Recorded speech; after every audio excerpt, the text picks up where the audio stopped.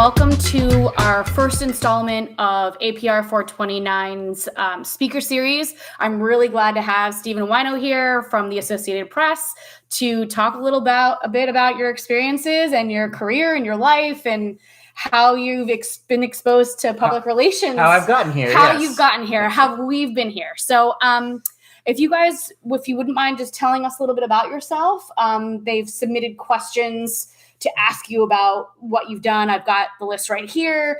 And just start off by saying, how did you get into the business? Every person who ever gets into sports is a failed athlete, right? I mean, you want to play sports, and if you can't play it, you want to stay in it in some way. And those who cannot do teach. You teach. Okay. I mean, thank you. Or coach, or write, or broadcast. Right. But that's the start of it. And I went to University of Maryland as a journalism student and had to choose between broadcast and print. Ultimately chose print because I have a face for radio and a voice for print. But got kind of lucky to get good education there and go into editing at the Washington Times on the sports desk out of college. Got laid off early in my career, and that whole experience started covering the NHL at a startup in Philadelphia and bounced around from covering the Capitals of the Washington Times, Canadian Press in Toronto, which is basically the AP of Canada, and then has spent the past 6 years as a AP sports writer in DC, Washington Commanders, Washington football team, Capitals, Wizards, Nationals, horse racing, and national hockey stuff. And now about to go now to my third Olympics.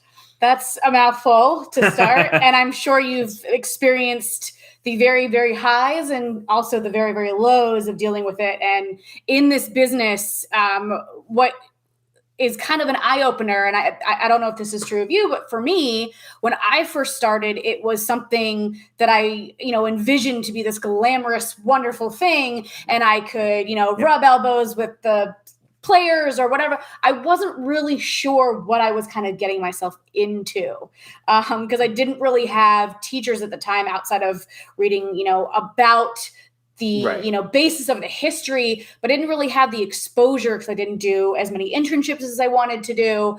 But what was the most eye-opening thing that you had a perception of and it was completely opposite when you started? I think it was the travel. I think to me, like, as much as you enjoy like the travel, whether it's going on the NHL beat or even when I was in college covering Maryland sports, it's like the 4 a.m. wake up calls. It's these teams are going on private planes and get the first class service and all that. But it's kind of the grind of that where it's just like, yeah, like you're setting your own alarm, you're booking your own flights, you're driving 6 hours to get to a game. And it's how much of your time is just devoted to getting there. And like the past couple of years have been weird with Zoom where you can sit at your desk and do it, but getting there, being there is half the job, right? Like just showing up is half of that. And to me, it was just how different the travel was in what we do than what athletes do, because what you perceive as, I'm just going to show up at the game. No, it might be a flight that you're connecting in Atlanta twice and whatever, just to get somewhere.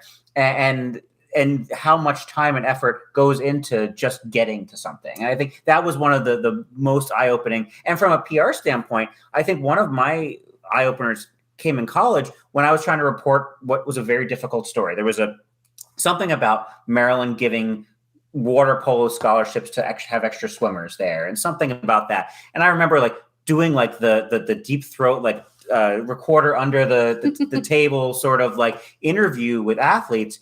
And then PR at the school kind of got a hold of it and just snapped at me for the idea of it. And I think there was probably a better way to handle it from me as a 19-year-old, 20-year-old reporter, but also from the school of that's not how this works. I mean, you can't just say, well, we're not doing this story. But I think that was an early one for me of it's a really delicate relationship between people in PR and writers of everyone's got a job to do, but it's also you're gonna piss people off at times, at some point along the way, and it's happened to me as recently as the last month, where yesterday, all the time, where you have one goal of trying to get information, they have a goal of trying to disseminate certain information or keep certain information, and you butt heads every once in a while. And I think that's been a constant eye opener of trying to navigate that relationship over the years. Yeah, and absolutely, and dealing with that. you're dealing with all different types and walks of life too, because not everybody is going to be as open. Not everyone is going to be giving you the information that you need. Obviously, in different agencies that deal with the public relations side that you have to deal with. I'm sure you're dealing with organizations, you're dealing with brands, you're dealing with crisis that no one really has a textbook on how to answer that necessarily. There's the communications of being as transparent as possible. But as you said, there's always your story that you want to capture. And then there's the story that a lot of people in the relations business want to make sure that they're not, giving out that negative side of things.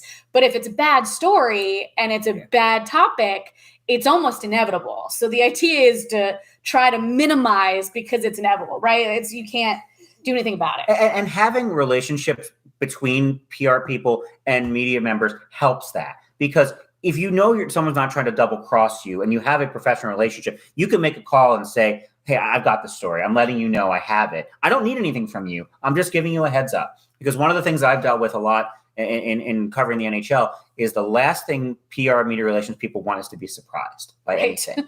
and so at least having a communication, even if it's like, this story is going to anger you, or this is not a story I know you want out there, but just so they don't pick up the paper or whatever people do now, pick up the paper, read the Twitter, whatever, on something and are surprised about it. Having a relationship with someone in media relations PR helps to at least keep a line of communication open, that if you're going to have a rough story or someone has a message to get across, or you've got to get a comment from something. There's an organization I reached out to today for comment about a story 8 hours ago and have not heard from them. Right. That's not how this is supposed to work. Right. Especially if it's, the pressure to get that information out, especially, on your side when you got deadlines. And I got bosses. They want it now. Yeah, they want it yesterday. Usually is like the terminology that we use so often. So, all right. So take me back to when you first really started out, where you're traveling often and you're trying to build a rapport with, you're consistently seeing somebody on this beat, right? You're seeing them all the time. You need to introduce yourself. You don't really know how to go about it. Do you find that you're the one introducing yourself, or are they introducing themselves to you? Who really starts this connection? And then do you find it better that they should be the one to reach out, or vice versa? I think it's nice when PR folks make that introduction, because it means they're connected with what's going on. And if you get to a team or get to a beat and there isn't that, and you've got to go introduce yourself, it's almost like you're catching them off guard. And so usually would be the one kind of initiating that, because, hey, I just got a job, I'm letting you know. But it's as simple as, hey, if they know that you're getting a job before you tell them you're getting a job, they're plugged in. Right. Like if you're starting to cover a team and they all of a sudden know, hey, this guy's covering the Washington Times now, or working at the Washington Times now, or this woman just got hired at USA Today, and they know that, I think that's a good thing, because it means they're actually plugged into what's going on. But usually I would think it's on the writer's side to start kind of making those introductions, and whether that's from a PR standpoint or even to say to the PR staff, hey, can you introduce me to the coach? Like make that introduction for me to the coach, because you do want that personal relationship on a beat, because it takes some of the kind of weird interhuman interactions that happen and make it a more normal human conversation. And we definitely have lost that over the last couple of years too, especially with Zoom, especially with trying to get, specific, hey, I'm just grabbing you right before you're going back to the team or what have you. That dynamic is kind of lost. So it becomes definitely more difficult, but I think that's great advice to give people, is that you want to reach out. And then over time, don't just make that first interaction. You want to continue to build that relationship.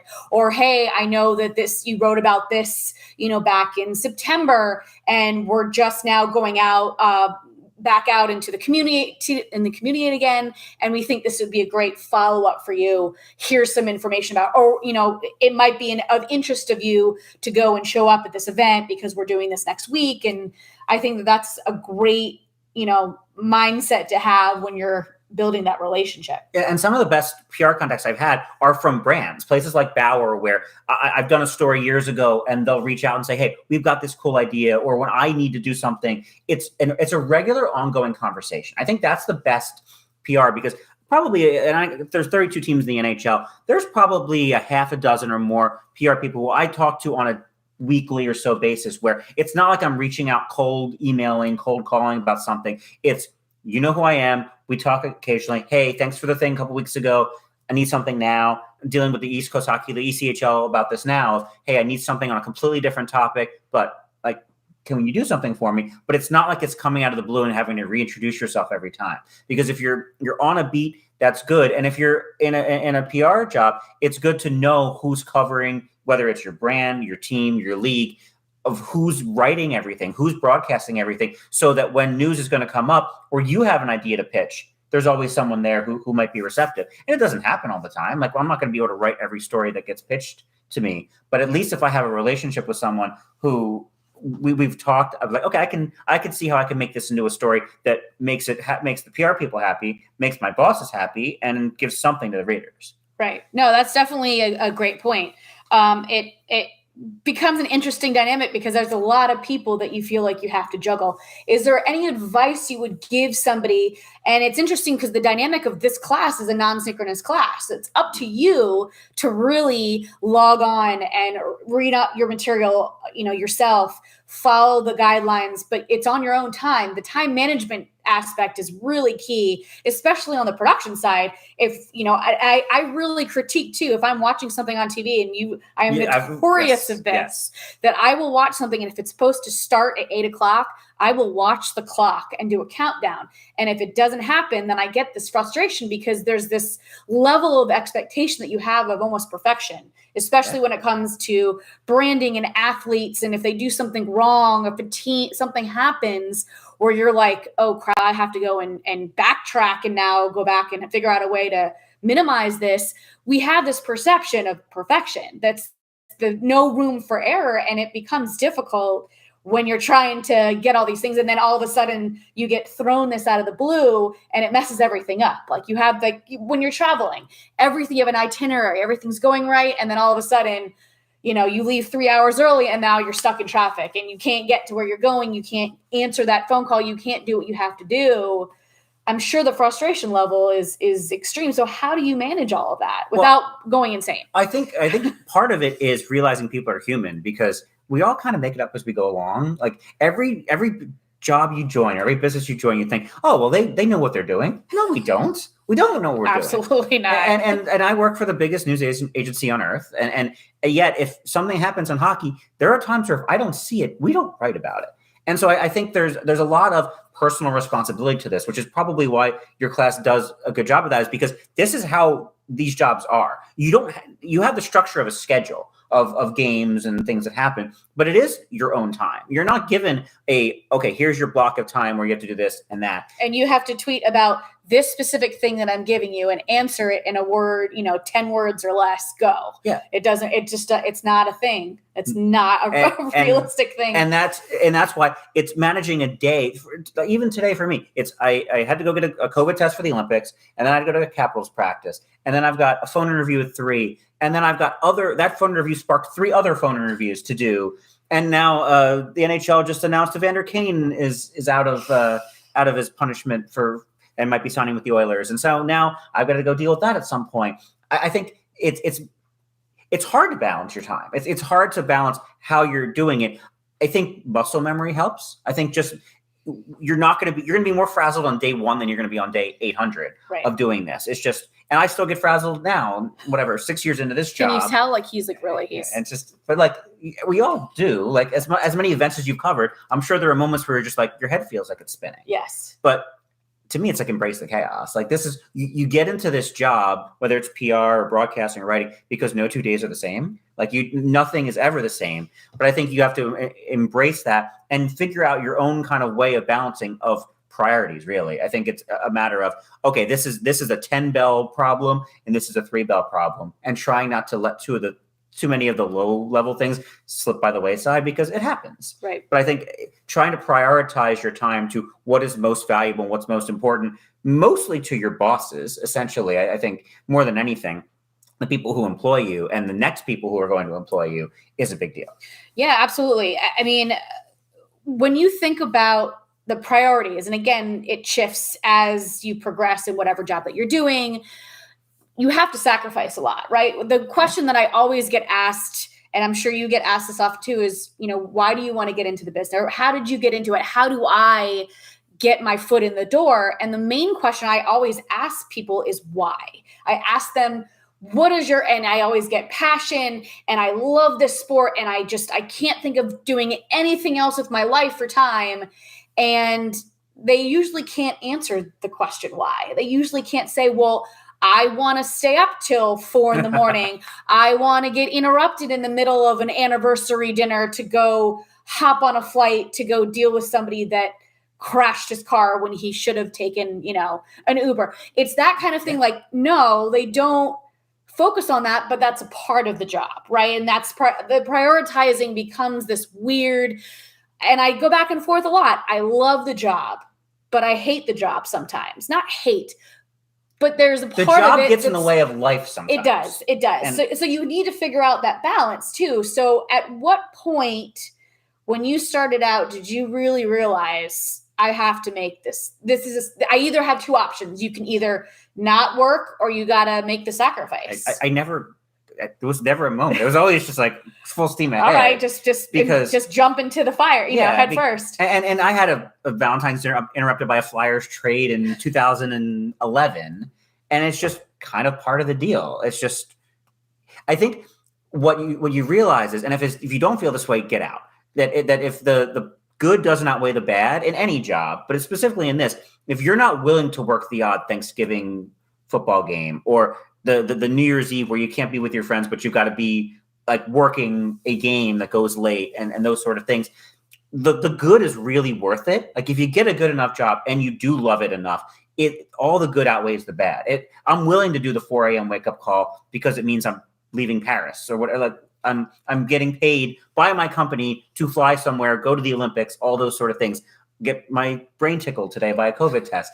Everything is worth it because it's a pretty good life. I mean, it's not glamorous all the time, as we know, but it's still a pretty good business to be in because we love, if you love sports and you're willing to work hard, I think it's not just enough to be passionate and like it and like the subject matter. You've got to be able to kind of go all in on it. And there are people who have families and kids and pets and all those things that you can balance that. And it becomes harder the deeper you get into it. But if you are willing to put the work into doing it, it's a fun business. Like it's just, the job is great. I get paid to watch sports for a living, but it involves a certain amount of muck shoveling and being able to do the odd stupid little story and things that you don't like to do. Every job is like that. But to me, the payoff of going to my third Olympics or people you've done how many Super Bowls at this point and a lot, Army, Navy and Final Four and those sort of things, that there's one thing for me is like, whenever you're at a sporting event, you're like, I wouldn't rather be anywhere else in the world, but right here. Right. That to me is like the biggest reward of anything. And for me, I've done gold medal hockey games like that. You've done Super Bowls. The World Series was a little bit like that. The Stanley Cup final, where it's like everybody in my world, not the whole world, but everybody in my world wants to be where I'm at right now. And I think if that's something that drives you, it drives me to be in those moments. It's worth every little bit of aggravation. It's worth hey, I'm at the bar, but the Capitals just signed Tom Wilson to a $30 million contract. I've got to stop what I'm doing. Are those trade-offs worth it? Yeah. And there's not been a single, everybody has moments where you're like, yeah, I'd rather go live in Calabria and just open a bar and all those things. But for the most part, there's not many days where you're not like, this is worth it. Right. It's worth doing. And it's also having a really good support system too, because I feel like that's a really big contributing factor, that if this is ultimately what you want to do, and it's been a challenge, and even a few years ago, it's a little bit more accepted now, I think, from a freelancing standpoint, and being an independent contractor and not necessarily working for one distinctive company or a brand or what have you, is, I've got the flexibility.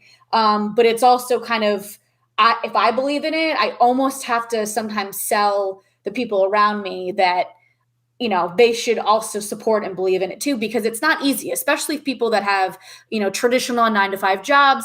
Working for one company. This is not it. And, something about with the whole pandemic, it really showed how resilient I think our business is, especially on the entertainment side, the music side, and sports too. But, with those, there's not that much of, they're not that much different from each other. They're all relatively the same. And even though you've covered a sports beat, you've intertwined for God knows how many musicians and, industries that you deal with, especially on the entertainment side, that you've had to work with. I mean, even if you're saying, yes, I want to work in a, sports specific job, you're dealing with everything outside of the box too, right? And to me, sports has always been like the intersection of everything in life. Like you have to do court documents. You have to worry about maybe calling the police and having actual news happen. And Washington football has a congressional hearing next week. And so it's a little bit of politics and news and a little bit of that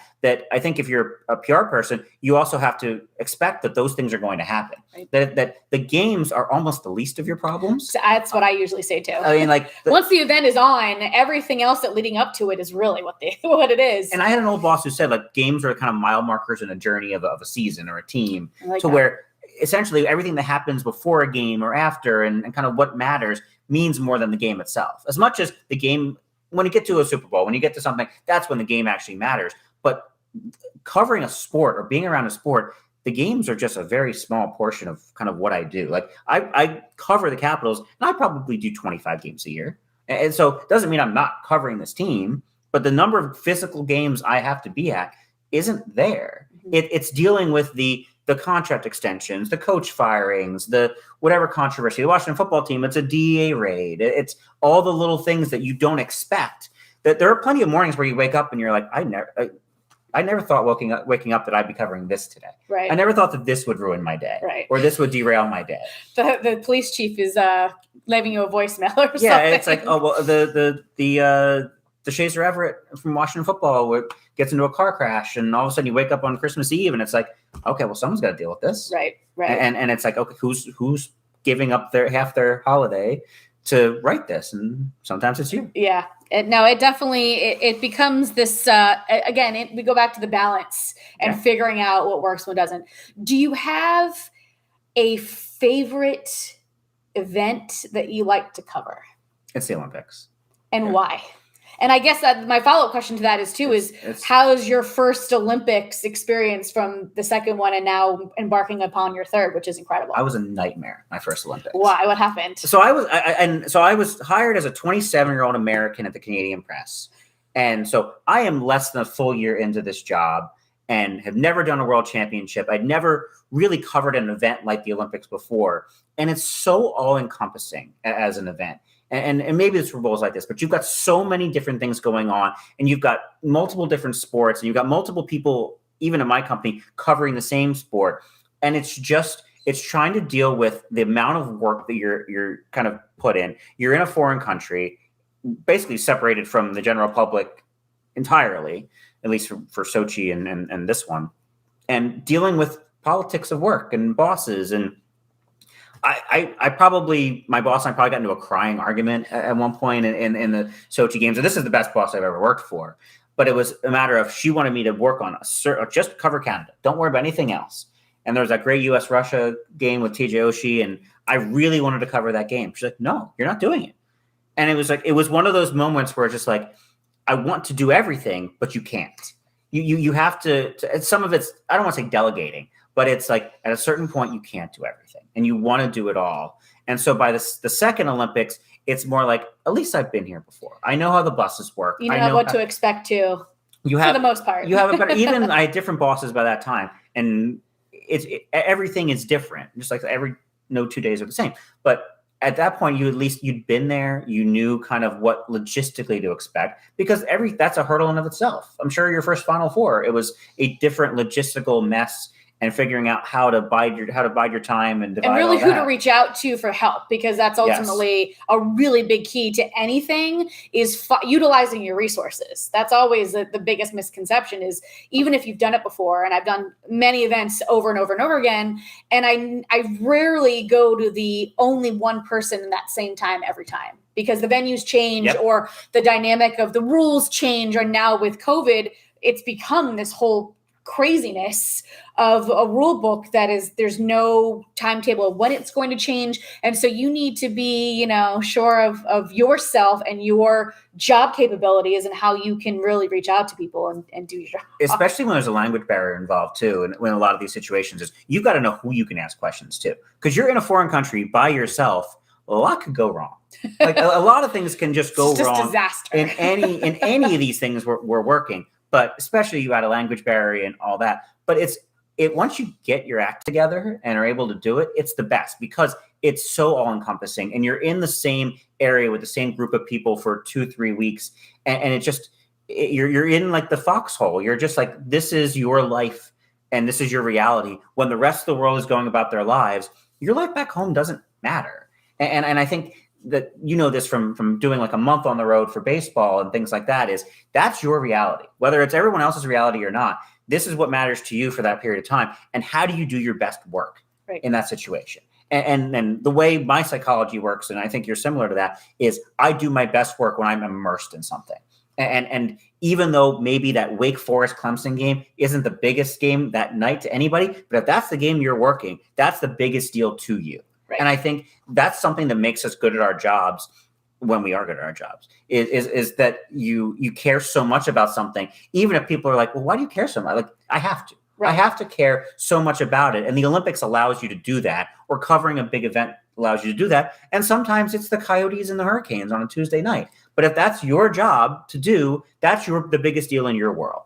And as much as you can get cynical about that, one thing the pandemic has certainly done for me is it's made me not want to take that for granted. Right. Because we didn't have sports for so long, and live sports. We didn't have crowds for so long. There still don't have crowds in Canada right now for games. And so it made you appreciate that 10,000 people want to buy tickets to go watch this, and how many people are going to read this and care about this game. Like that matters to them, and because you're getting paid for it, it matters to you too. Absolutely. No, that's a really great mindset to have too, because I always have that, you always want to do your best work, and somewhere somebody is watching it, and it doesn't matter if it's, the president of the organization or the GM that just happens to be overseeing, even though you think, okay, there's 10 people in a stadium. Whenever I've done a New Jersey Technical Institute game at noon on a Saturday, when I think half the people are sleeping, the CEO is watching that game streaming live, and you have the mindset of treating it like a Super Bowl. You just have to do it. And if you have the mindset, and again, it's about the attitude and the mental psychology aspect of it, go in thinking that, and you're going to do a great job, because the product is ultimately going to be what you want it to be. Yeah, and I've always said that I always write everything now as if every player on a team or in a league is going to read it. Now, that's not going to happen most of the time,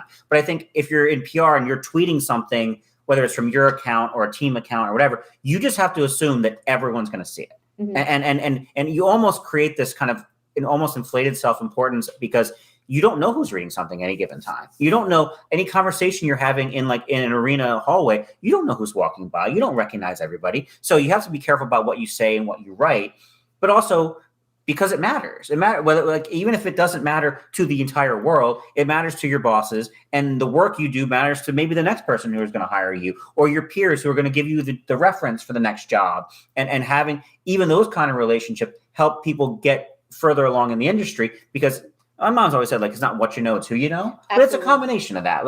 I've always said it's better to be lucky than good, but there's a balance. Sometimes you get a good balance, and sometimes you earn your good balance. And I think a lot of that is, even if you don't, sometimes you're going to have a bad game. Sometimes you're going to have a bad day, and you're just like, I'm just not on my game today. But you got to try. Mm-hmm. And then don't make the same mistake twice. That tends to be my, if an editor will be like, hey, we actually do it like this. Well, if I do it a second time, that's on me. Right. So don't, if you're told something, you made a mistake, just don't do it twice. Right. Do it. Making a mistake once, most of the time, is okay. Again, we're human, and we should. Yes. It's open to me, or being wrong about something, or you have an intuition and it didn't work. And a lot of this stuff too, especially on the PR side, and a lot of the time on the broadcast side, we want to do that. You have to almost take the risk. Whether you know what's going to pan out is not necessarily might be the reaction or what you think it's going to happen, but if it doesn't work, then all right, check it off. All right, they've received that poorly. Let's not do that again. But then you learn from it too, and it builds your character and also helps with the relationships. And I had a situation many years ago where the team was hiring, it looked like was going to fire a coach, hire another coach. I went to the PR person, was told there's no truth to this. Okay, so I softened how I was going to write the speculation, what was going on, because I was told this isn't true. Next morning was true. So I was furious, right? Because I was told a lie, which I would rather the plausible deniability of this, of like, I can't tell you something, than being lied to. So in that case, what would be the ideal response that you, if let's flip the switch, say that you're the PR person, how would you have handled that situation, knowing that this is going to happen? And it will happen all the time, even if you think that no one's going to talk about it. There's going to be a Stephen Whyno who's going to say, hey, what's I'm hearing the deal? This, yeah. What's the deal? And I think what I would prefer is, and I know some PR folks who do almost a plausible deniability situation of, don't tell me. Go to the coach and the GM and say, do your thing. I don't want to know until we have to put something out.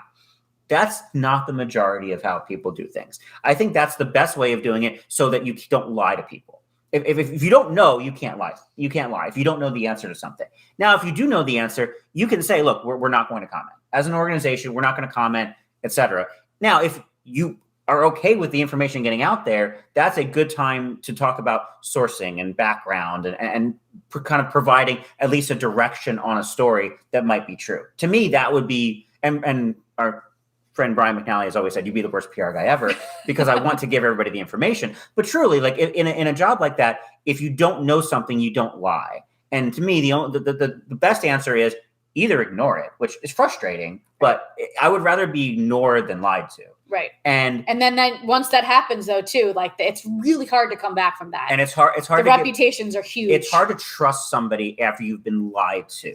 If you're convinced it's lying and not. Sometimes it's bad information. I mean, it's not. We've all been known colleagues and gotten bad information from people who think that something is right and the situation changes. I would have preferred just we can't say anything about that, no comment, because it would have changed the way I reported the story or the next phone call I made or how I wrote that story on that given day. And then I also would not have had the kind of the trust, having to repair that trust with somebody who I knew lied to me. And so I think that's a very difficult balance, because you also have bosses on a PR side who are telling you, I don't want this getting out there, or this is what we're doing. Make sure to kind of clamp down on it. But but then the next time something happens, or the next time you want a good story out there, screw you. Like, why would I do something for you if there's not just a working, healthy relationship? And it doesn't have to be, I'm telling you everything all the time. But if I ask a direct question, I would like at least some sort of answer that's either truthful or that's not a lie. Essentially, like it's not hard not to lie about something professionally. And when we were talking about like having a relationship between PR folks and media folks, is if I know someone's going to tell me the truth, I'm more likely to cut them the break the time that something crazy happens or they make a mistake, and vice versa. If I'm going to be able to give a PR person a heads up that I've got the story, and that happened, same sort of timing, is I got a heads up, a tip on a story. I said, I've got this information. They're like, okay, well, we can't say anything about it. Okay, that's fine. I'm just letting you know I have it and wrote it, and it wasn't wrong. And so, but having that respect starts to kind of repair a relationship that eventually over time you realize everyone's trying to do their own job. Just don't lie. Now, when you're dealing with publicists or, specific athletes or teams, organizations, when you're dealing with different industries, do you have one in particular that stands out to you? Maybe in a really great way, and how about one in a really great way and one in a terrible way? where you're like, and you don't have to name names, but an experience that was just amazing and then one that was just terrible? Yeah, I think more of my interactions are positive than negative, because once you get to know people over a certain period of time, you kind of know what you're expecting out of them. And the Philadelphia Flyers have probably, they're the gold standard for me in terms of PR. And Zach Hill has done classes in college and taught this in a way that he's good at it. He's good at saying what he does know or doesn't know. And you ask for something, it's like, let me check. It's never no immediately. I wrote a book, and at one point, a minor league PR guy is like, we're going to pass on it within 30 seconds of an email. There's no way you asked the person I asked to talk to. You just said no. And I think that those are the interactions that bother me, is if you're trying to go the right path of going through PR and trying to get a hold of somebody, that you would at least think that they would ask the person, hey, do you want to do this or not? Or even seem like you're going to ask too. Yeah, I mean, again, you want to appease when you're dealing with it, but especially when you get into a manager's position, or you're leading something, or you're spearheading anything, and this would be true of production, this would be true of sports, entertainment, whatever, and especially in events, if somebody comes up to you and asks you a question, I mean, I don't pretend to know everything, not even close, but I don't like the mindset of saying, I don't know. I hate that. But if I didn't know I don't know, but let me go find out. Let me go see who I can talk to, even if I know the answer is probably going to be no, or even if I know the answer and don't want to, before I divulge all that information, I want to make sure that we're all on the same page before I disclose it. And yeah, to me, the best interactions I've had have been with PR people who are just willing to say, hey, let me go check. Let me check with somebody. Let me see what I can do. And then having a conversation. Oh, this person's not available today. Can you do this tomorrow? Oh, sorry, my deadline's today. Versus the coming back with, no, we're gonna pass on this. Let's interview today. It's one of those where, unless there's an explanation why, I don't like that answer. I don't like we're just gonna pass on that, because obviously you have a reason. You can tell me the reason. I would prefer that, just as a human being. That's the most frustrating thing, is you try to get an interview, you try to get something, and they're just like, now we're good. I'd rather, especially if it's somebody you reach out to every 6 months or every year, it's like, I would like to, I mean, you don't really have a good reason other than you don't feel like doing it. Right. And I don't know if it's laziness. I don't know if it's just a protective, there are certain teams and brands that are very protective of their people and protective of their information. But as a media member, it's almost like younger players now want to know why. They don't want to know, like, you're being benched, you're playing fewer minutes. You want to know the answer. Why? You want to know why, not just, okay, coach, yeah, sure. No, tell me why you're telling me I can't do this interview.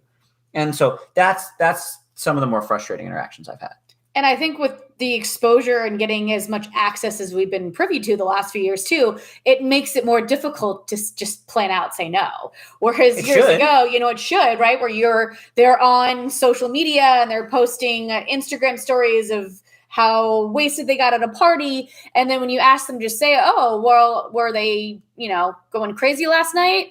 I can't comment. I'm not. Well, we know, because it was plastered all over teams, and we know what's going on. We have the receipts. We can see this happening. And then when they still say no, it does become incredibly frustrating. And there are levels of, look, the NFL doesn't need media as much as a minor league hockey team might need media. And there's certain levels of you do have to know, and leagues know this, and teams know this, and writers know this, that some leagues and teams need more coverage or more desirable of wanting to give you more access because they need it. The NFL might not need it, so they can keep you at arm's length at a certain point of reducing the access and those sort of things, which is why it's really refreshing when you have an NFL team or a PA or an NBA team where they're actually good about access, because you're like, well, you don't need to do this. Right. But it's good for, in theory, it's a symbiotic relationship. The more access should be the more exposure for your entity. Like it's the whole, like, there's no such thing as bad news. Like, all news is good news for the most part. Right. But having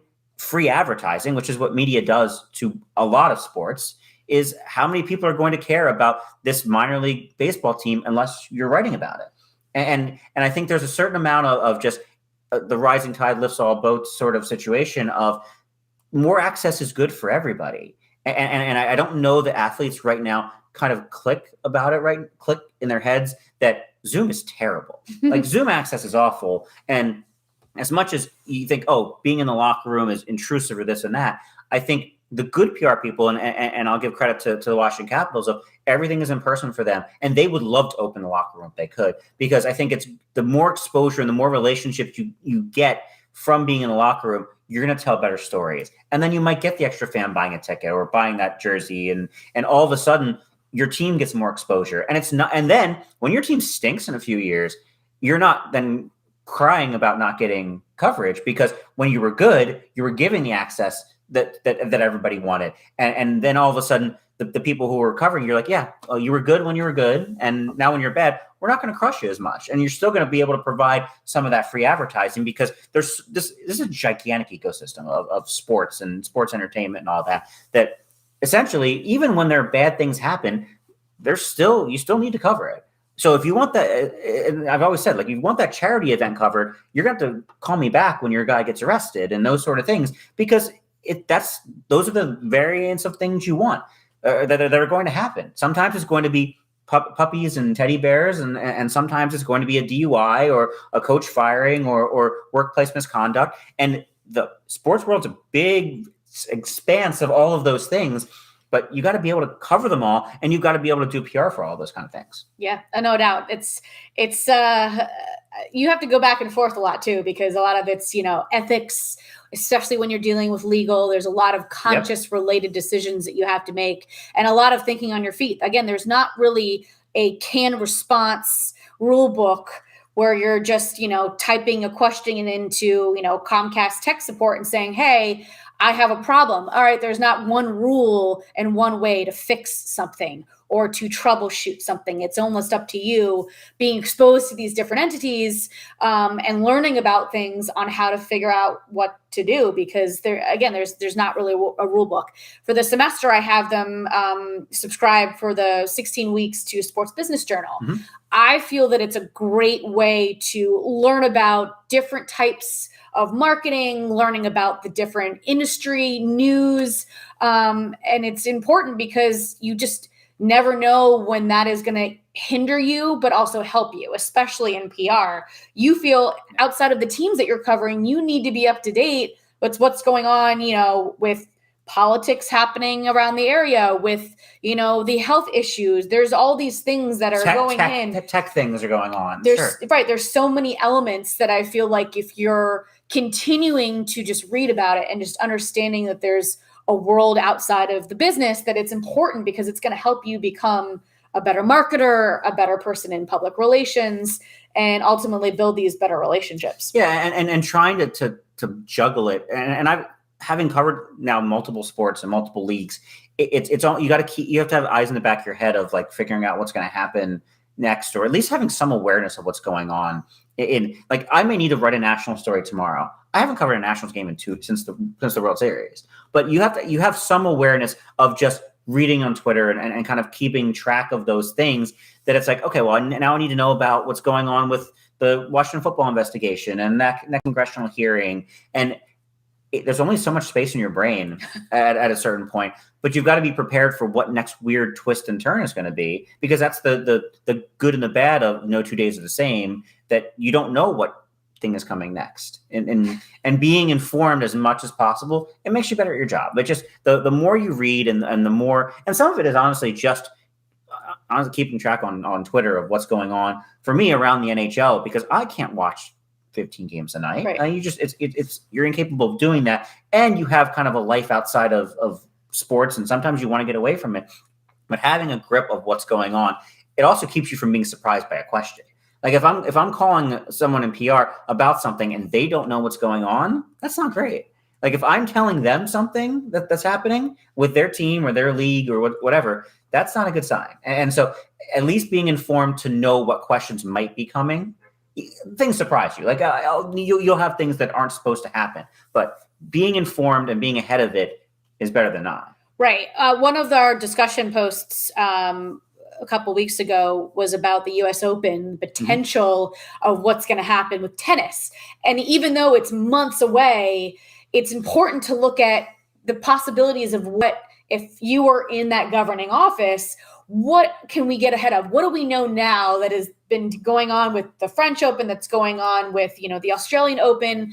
It pertains to you. But even though your tournament hasn't even begun to get their feet wet to get started, it's still a topic of conversation that is happening now. It's an important, relevant topic now. And so what I had them do was write press releases as to, if they were the US Open, what statement would they make? Because they're going to have a reporter say, well, what is your take on it? What's your stance on it? And I feel that that's really important, because again, it goes back to the being worldly about what's going on. And if you don't, to me, that's suspect. That's crazy to me. And it's going to continue being a story, whether it's over or not. I feel like it's just an ongoing source of just news over and over again. But with that said, do you think that there is a particular league or sport that's incredibly difficult versus one that you feel like is easier for you to cover? Yeah, the NHL is off and on because they're always good at putting out statements and things, but every once in a while you'll catch them off guard about something, and it's takes a little bit to get a response or an answer about something. But I deal with them all the time, where it's not like they're not going to be surprised if their phone rings and it's me calling about something.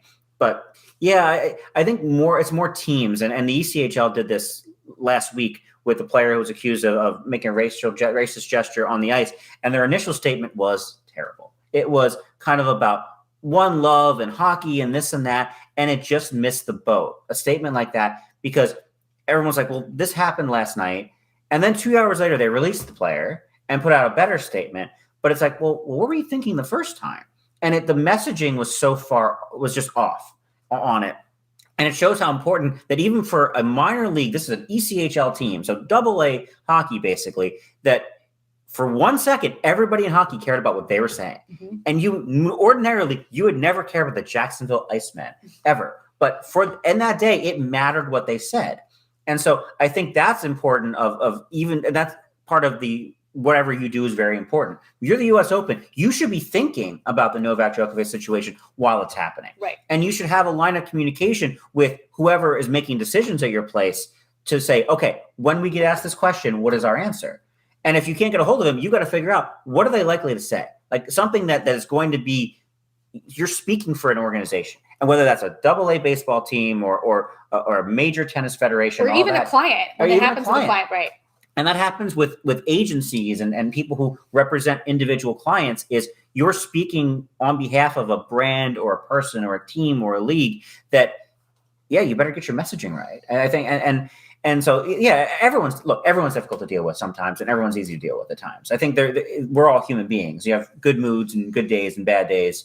That I could probably make a list of, here's 20 organizations I've liked dealing with, and here's 20 I have not liked dealing with over the years, just based on individual PR people. Because at the end of the day, we're just people. And sometimes you're constrained by a boss. Like you might work for a team like the New York Islanders that is very tight, and they don't want anything out, and they don't even want writers to know when they're practicing or when they sign a contract. And I think that can constrain someone, where you might work for another organization or a league or whatever, where it's more open and they want transparency. And so you kind of have to adjust what your kind of PR strategy is based on what your bosses want. And based on kind of what your beat is. You're doing PR for the Montreal Canadiens or the New York Yankees, where it's a gigantic swath of media and tons of people covering the team. It's different than when you have one writer covering your team all the time, and that person's the one plugged into a situation. And so I think when you have the people at those big organizations, whether it's a Nike or the Yankees or one of those places, the NFL, where they know how to handle it, even when they're getting a barrage of 1,000 messages, that's way better. I had the Cincinnati Bengals last year. Joe Burrow obviously tears the ACL in one of his knees. They wouldn't let me into the Zoom because I was in the building, but they're like, oh no, only the locals. No, I'm in the building covering for the biggest news agency on earth. And you don't let me in the building. You don't let me in your Zoom meeting. That seems absurd to me. So the situations like that I'm not going to forget. The next time the Cincinnati Bengals might want something from me, well, I'm going to remember that. Going to keep you in the waiting room at Zoom. It's not that you're going to then like go after them, but you remember people who treat you well. Remember people who treat you fairly. You remember the people who do and don't. And I think that's the case with, dealing with events too, or dealing with other managers or people, when you're going to a venue, working with an artist, and facilities management is just that much more difficult to work with. Yep. You're going to think twice before, wanting to deal with them again, for the pure fact that it just made aggravation. It was just aggravation. Sure. And it just stuff that you don't necessarily need to deal with or work with, whatever. The positive attitude and mindset is really important. I always stress that too with them. So now that we've gotten into a little bit about the do's and don'ts of the business, for people that want to get into it, especially on the professional side, it's hard. It's not easy. There's a lot of people vying for one or two spots. In terms of what you would make, what recommendations you would make for somebody who's like, I want to work in this business. I'm honestly not really sure what I want to do, but I want to work in PR in some facet. What would you recommend them doing? The internship thing is the big one for me. Like from the writing side, I interned at the Baltimore Sun, but interning for whether it's a team or an agency or a players association or whatever, get your feet wet and trying different things, because you might not know what you actually like. And honestly, you might not know what you're good at until you actually get a chance to do it. And some of them are not glamorous. Some of these jobs are going to be, you're printing out lineups and those sort of things, that getting the experience of getting in that world and just introduce yourself to everybody. And I know the COVID and pandemic stuff makes it like less like shake hands, kiss babies, but I think you never know who's going to help you get the next job. And whether that's someone who is you're working for, or you're working alongside, or they're working for you, one day they might be your boss. And so I think just trying to build positive relationships where not sucking up to people, but having people know who you are in a non kind of aggressive way. Just have business cards, try internships, but also get to know as many people as you can. Because I think I got one of my jobs from meeting who guy used to wind up being the sports editor at the Washington Times during a rain delay at a baseball game. And so you never know who you're going to get to know and meet in the industry who might be able to hire you or recommend you for another job. But interning and trying jobs, that single A baseball job might pay not a whole lot of money to start out of school, but it may get you the next job, or make 6 months there might be good enough, or it might wind up being 3 years there and you love it. And so I think the internship would be the first recommendation I'd have, just because it's, whether it's a college credit or make sure you get paid. And I think you and I grew up in kind of a different time where you would want to kind of just do whatever you can, work for free. I would never recommend working for free. Now, your time is always valuable, but that also shows that you want to do this for a living. It's not a hobby. Because if your hobby is something you do for free that you want to do. If you want to get into it for a profession, you want to get paid for it. And it doesn't have to be a lot of money, but your time has value to it. And I think if you want to be a professional, you have to treat it like a professional endeavor. To me, that's one of the, because an internship might pay you in college credit. It may not be money, but if you're getting something out of it for your time, in addition to the experience, and you're building relationships at the same time, then you can, and look, you might find out you don't like it. But if you don't try it, you're not going to know. Right. And so that's trying different things, whether that's maybe it's not a team. Maybe it is at an agency. Maybe it's at an agency that has multiple clients in different sports, and some might not be sports. And so I think being able to try those different things at a young age, figure out kind of what you like to do and what you're good at. Right. No, absolutely. I totally agree. It's something where I usually make the recommendation if someone says, I want to work for a team like the Braves. The Braves is a great example. They're just coming off a World Series championship. And now it's, when you're dealing with teams like this, now it's even harder to get a job with those types of organizations. Sure. Because now they've tasted a bit of success where, for me, I would say don't go the professional route yet if you want to ultimately work in baseball, because baseball is a chore of a sport. I mean, it is a long, arduous series of just games. The off season is just as dramatic. Even with the impending doom of potentially not having a season, there's still all these things going on. There's so much happening in the off season. So I always make the recommendation go to a minor team first and see how you can work. And the benefit of these smaller agencies or teams or clubs or what have you is you really get a chance to get more value for the time that you're working there, right? You're dealing with, especially with minor teams, you're dealing with giving, stats out and printing off, game notes or what have you. But you're also dealing probably with a few more other things like fan, appreciation night where you're stuffing envelopes. You're doing things that maybe a marketing team for the Lakers would have our own separate entity for. But you're getting your feet wet because there's not a lot of people on payroll, and you're getting to experience all these different things, even if it's just an entry-level job that you wouldn't necessarily get with a team like, the Braves. And don't get me wrong, working for a team is ultimately, professionally a goal, but having experience working with high school teams or minor league teams and different leagues, you understand that a smaller team is not always a bad thing. It can be a great thing. And some people might even prefer it in this crazy organized chaos world that we love to thrive in and work at. And it's one of the comparisons on the media side is a lot of people who go cover high school sports first. And I was lucky that I didn't have to do that, but you get experiences through working for maybe a minor league team or a smaller company or smaller agency, that you're doing so many things that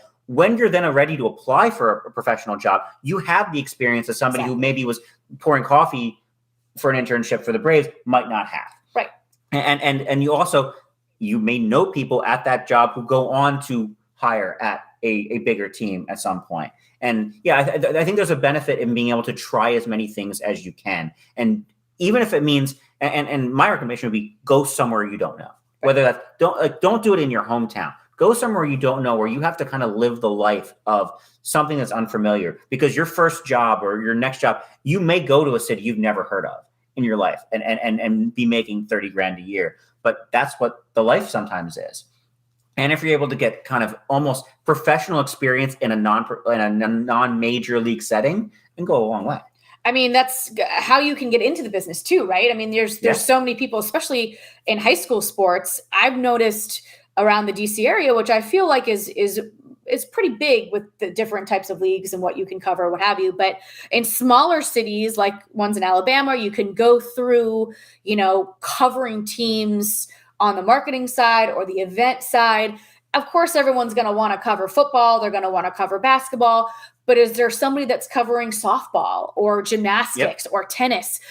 I got into it doing softball was my first beats. Right. And so that's something where it's like, it seems, do I really want to get up and cover that JV, football team at 10 o'clock on a Saturday? It's not ideal, but it gets you in. And ultimately it's going to get you in front of the connections that you're going to want to build and make to go to where you ultimately want to be. And everything's a stepping stone. And it's the same thing as we were talking about earlier. You make whatever you're doing the biggest deal in your world at that time. And if that is UT, if that's Tuscaloosa junior varsity girls basketball, then that's what it is. That's your job on that given day of working that game. That matters to you, and that matters to everyone who's in the game, around the game. And then all of a sudden, maybe you're covering the Lakers, maybe you're working a Lakers-Clippers game at Crypto.com Arena. Is that what it's called? I think it's called Crypto.com, yeah. But then you have the experience of, yes, I've done this. Of course, it's not the same scale, but you can then scale up everything you did, whether it's stuffing envelopes in a minor league baseball team or those things, that when it then becomes a bigger job, that you know how to do everything. And all of a sudden you got half of your office out sick with the flu, and you're like, well, I know how to do all these jobs. Right. I've done this before. Right. And then you become more valuable to the place you're working for, and maybe to the next place you might be working for. 100%. And it's something where you just have to go in with the mindset. And this is something that I usually tell when people are looking at, all right, well, how do I act and what do I say in interviews, and you have to go in with the mindset that no job is beneath you. If you're going to go in knowing that you're going to be serving coffee, be the best darn coffee pourer that you could ever be, and more. I worked at Starbucks in college, and I had that mindset. I said, well, I've got players and people coming in all the time. I want their experience when they come in here to be great, because I want to have fun.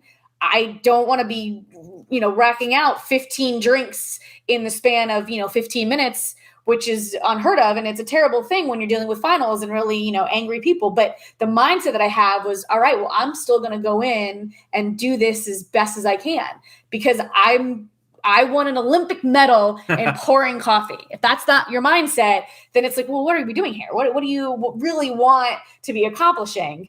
And if you look up anybody who's been successful over time, whether that's, unless you're with the extreme nepotism in your favorite and you fail forward, as we like to say, but if you really look at people that have gotten into their positions and worked their way up over time. The GM of the Giants is a great example. He was a researcher at one point. He did the bare minimum you could possibly be in a very entry level position, and he worked his way up.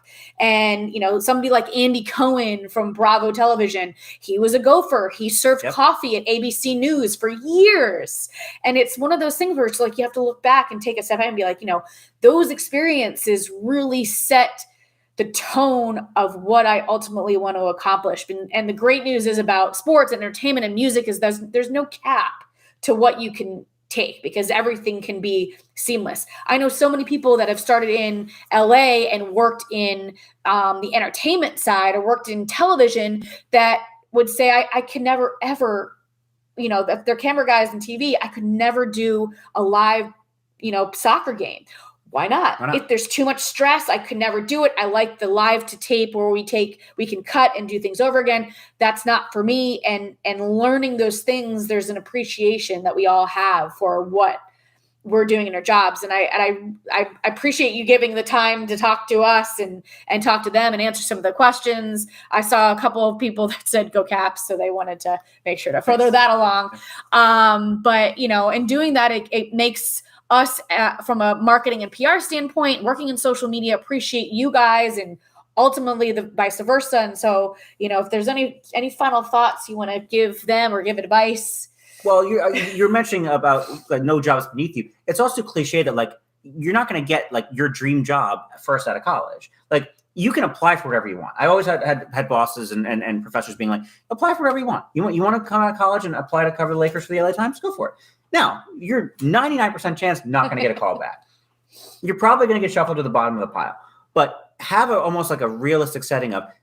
You're going to need to take steps. There is a stepping stone to, I want to get to this. Everybody wants to have dreams. Everybody wants to play in the NHL, the NFL, the NBA, Major League Baseball someday or whatever. Everybody has that goal.